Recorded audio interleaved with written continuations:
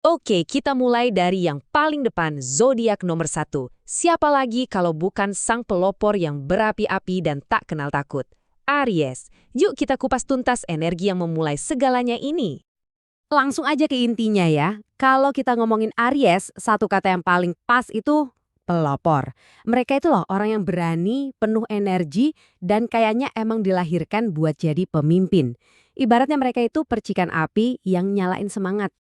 Nah, di bagian ini kita bakal bedah lebih dalam lagi. Apa sih yang bikin seorang Aries itu, ya Aries banget. Kita bakal lihat resep di balik kepribadian si domba jantan yang super semangat ini. Oke, ini dia fondasinya. Semuanya nyambung loh. Elemen mereka itu api. Artinya apa?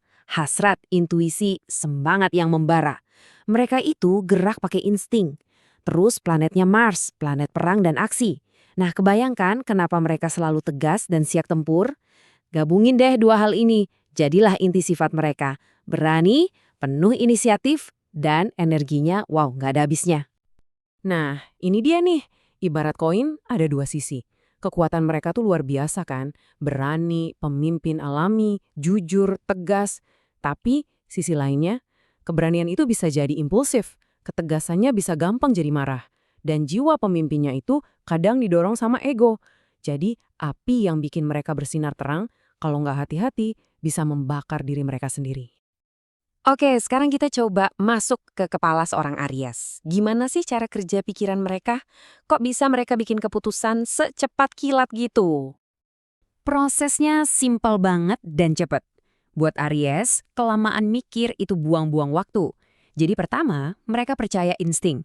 Kedua, semua keraguan buang jauh-jauh. Ketiga, langsung bertindak detik itu juga. Dan terakhir, resiko ya hadapi aja.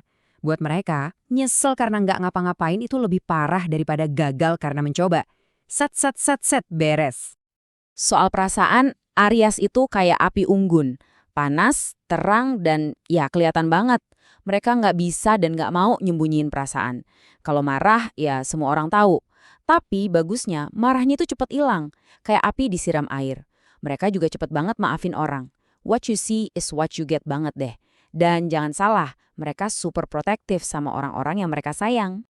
Gimana jadinya kalau kepribadian yang meledak-ledak ini masuk ke dunia hubungan? Penasaran kan? Baik sebagai teman atau pacar, Aries itu selalu bawa intensitas yang wow, sama. Coba kita bandingin ya. Sebagai teman, Aries itu tipe pemimpin geng. Dominan tapi super setia.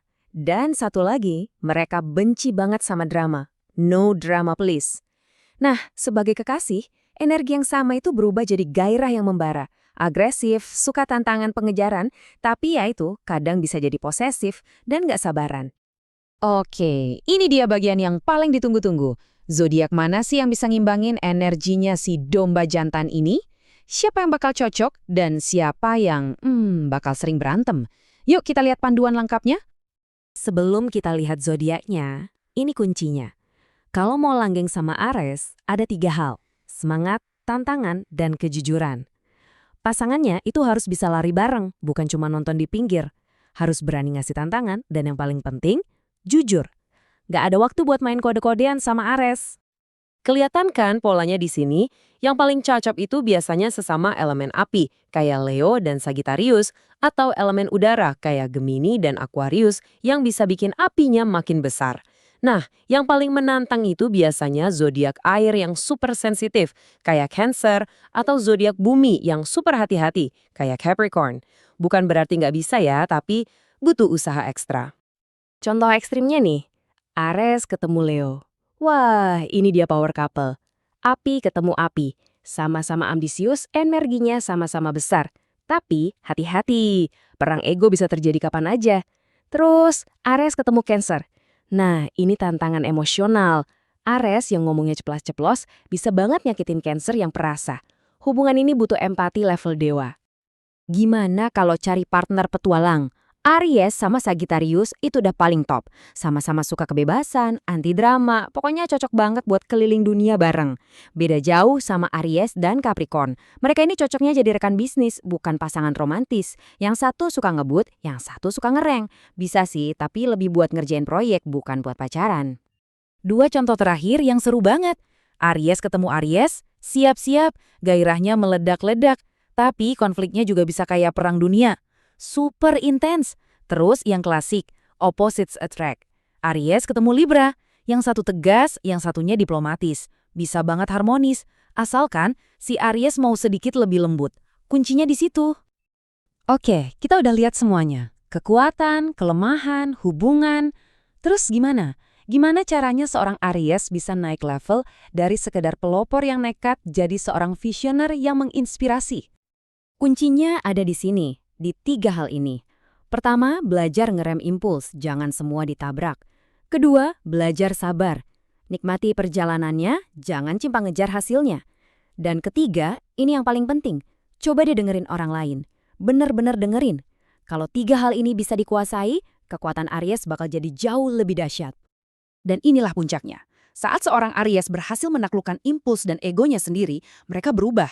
Semangat pelopor yang tadinya mentah dan liar berubah jadi kepemimpinan yang visioner. Mereka nggak cuma buka jalan, tapi juga bikin orang lain mau ikut berjalan di belakangnya. Keren banget kan? Jadi coba deh pikirin sekarang, Aries yang ada di hidup Anda, atau mungkin diri Anda sendiri kalau Anda seorang Aries, apakah sudah jadi visioner yang menginspirasi? Atau masih jadi kekuatan kekacauan yang nggak bisa dihentikan? Pertanyaan yang menarik kan? Oke, sampai ketemu lagi di pembahasan zodiak berikutnya.